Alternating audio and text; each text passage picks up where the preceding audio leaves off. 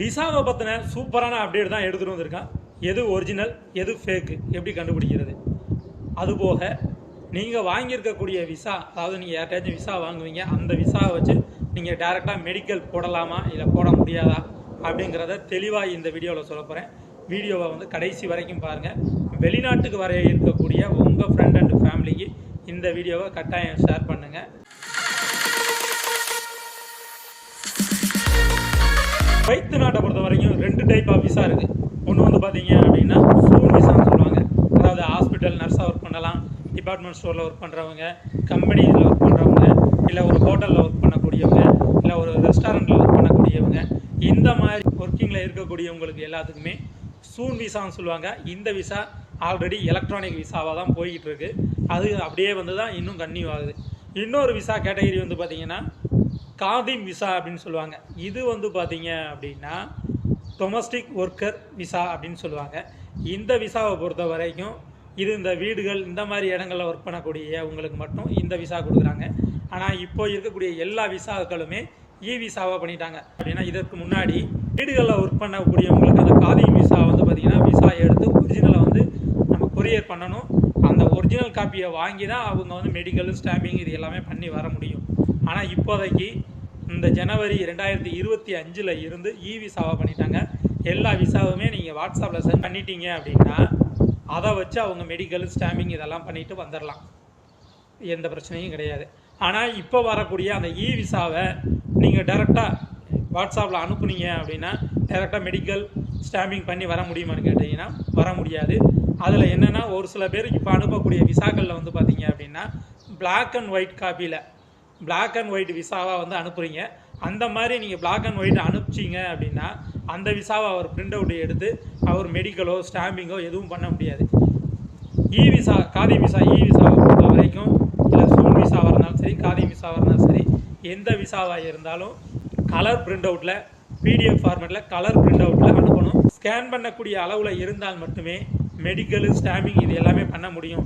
அப்படி ஸ்கேன் பண்ண முடியாது, பிளாக் அண்ட் ஒயிட்டில் தான் நீங்கள் அனுப்பிச்சிருக்கீங்க அப்படின்னா அந்த விசாவை வந்து மெடிக்கலோ ஸ்டாம்பிங்கோ போட முடியாது. அடுத்தது ரொம்ப முக்கியமான விஷயம், விசா ஒரிஜினலாக ஃபேக்கா அப்படிங்கிறத வந்து எப்படி தெரிஞ்சுக்கிறது. ரொம்ப பேர் வந்து விசா எடுத்ததும் அமௌண்ட் போடுங்கன்னு சொல்லுவாங்க. இது ஒரிஜினல் விசாவா இல்லை ஃபேக் விசாவா அப்படிங்கிறது நமக்கு தெரியாது. நம்ம நம்பி பணம் கொடுக்கலாமா வேண்டாமா அப்படிங்கிற ஒரு கன்ஃபியூஷனில் இருக்கும். அதே போக வந்து பார்த்திங்கன்னா ஆன்லைனில் நம்ம டேரெக்டாக அப்ளை பண்ணி விசா வந்திருக்கும். நமக்கு இந்த விசாவுக்கு வந்து விசா வந்ததுக்கப்புறம் ஒரு அமௌண்ட் வந்து பே பண்ணுங்க அப்படின்னு சொல்லுவாங்க. ஸோ இந்த விசாவுக்கு வந்து நம்ம அமௌண்ட் கட்டுறதா வேண்டாமா அப்படிங்கிற ஒரு கன்ஃபியூஷனில் இருக்கும். இது எல்லாமே கிளியராக தெளிவாக சொல்ல போகிறேன். வாங்க வீடியோக்குள்ளே போகலாம். இல்லை, ஃபஸ்ட்டு ப்ளே ஸ்டோருக்கு போங்க. ப்ளே ஸ்டோருக்கு போயிட்டு சர்ச் பாரில் குவைத் விசா அப்படின்னு டைப் பண்ணிக்கோங்க. Kuwait visa. ஸோ அப்படி டைப் பண்ணிங்க அப்படின்னா இந்த வெப்சைட் டாப்பில் எடுத்துகிட்டு வரும் இல்லையா, குவைத் விசா அப்படிங்கிற வெப்சைட்டை எடுத்துகிட்டு வரும். நான் ஆல்ரெடி இன்ஸ்டால் பண்ணிட்டேன், அதனால் ஓப்பன் கேட்குது. நீங்கள் இன்ஸ்டால் பண்ணுறதுனா இன்ஸ்டால் பண்ணிக்கோங்க. இப்போ நான் வந்து ஓப்பன் கொடுத்து உள்ளே போகிறேன். உள்ளே போனதும் ஃபஸ்ட்டு பேஜ் வந்து பார்த்திங்கன்னா இந்த மாதிரி தான் இருக்கும். ஃபஸ்ட்டு என்கொயரி, வெரிஃபை, கீழே வந்து பார்த்திங்கன்னா என்கொயரி, அப்புறம் வந்து பார்த்திங்கன்னா உங்களுக்கு வெரிஃபை த டாக்குமெண்ட், அதுவும் அந்த விசாவினுடைய பார்கோடு இருக்கும். அந்த பார்கோடு நீங்கள் ஸ்கேன் பண்ணிங்க அப்படின்னா அந்த விசாவில் இருக்க டீட்டெயில் பூரா உங்களுக்கு ஓப்பன் ஆகும். அப்படி ஈஸியாக வந்து நம்ம பார்கோடை ஸ்கேன் பண்ணியும் தெரிஞ்சுக்கலாம். இல்லை அப்படின்னா அந்த விசாவில் இருக்கக்கூடிய டீட்டெயிலை கொடுத்தும் நம்ம தெரிஞ்சுக்கலாம். இதை நான் ஃபஸ்ட்டு இப்போது நம்ம அந்த டீட்டெயில் விசாவில் இருக்கக்கூடிய டீட்டெயிலை வந்து நம்ம எப்படி தெரிஞ்சுக்கிறது அப்படிங்கிறத சொல்கிறேன். என்கொயரி அப்படிங்கிறத வந்து கிளிக் பண்ணுங்கள். கிளிக் பண்ணதும் விசா நம்பர் ப்ளஸ் வந்து பார்த்திங்கன்னா MOI ரெஃபரன்ஸ் அப்படின்னு சொல்லி ஒரு நம்பர் கேட்குது, ப்ளஸ் பாஸ்போர்ட் நம்பர். இந்த 3ஐயும் கொடுத்துட்டு நீங்கள் வந்து என்கொயரி கொடுத்தீங்க அப்படின்னா உங்களுக்கு வந்து உங்களுடைய விசா வந்து ஒரிஜினலாக உண்மையா பொய்யா அப்படிங்கிறத வந்து தெரிஞ்சிடும். சரிங்களா? இப்போ வந்து நான் எக்ஸாம்பிளுக்கு கொடுக்குறேன். விசா நம்பர் வந்து பார்த்திங்கன்னா விசாவில் கொடுத்துருக்கோம். விசா நம்பர் அப்படின்னு டாப்பில் இருக்குது பாருங்கள், அதை கரெக்டாக கொடுத்துருங்க. ரெண்டாவது MOI ரெஃபரன்ஸ் அப்படின்னு சொல்லி இருக்குது. விசாவில் வந்து பார்த்திங்கன்னா ரெஃபரன்ஸ் அப்படின்னு சொல்லி அந்த நம்பர் இருக்கும், அதை கரெக்டாக கொடுத்துருங்க. மூணாவது passport number. Passport number first letter வந்து கேபிட்டலில் இருந்துச்சுன்னா கேபிட்டலில் கொடுத்துடணும், ஸ்மாலாக இருந்துச்சுன்னா ஸ்மாலில் கொடுத்துருங்க. எப்படி இருக்கோ அதே மாதிரி கொடுத்துருங்க. கொடுத்ததுக்கப்புறம் இப்போ என்கொயரி அப்படிங்கிறத கொடுத்துருங்க.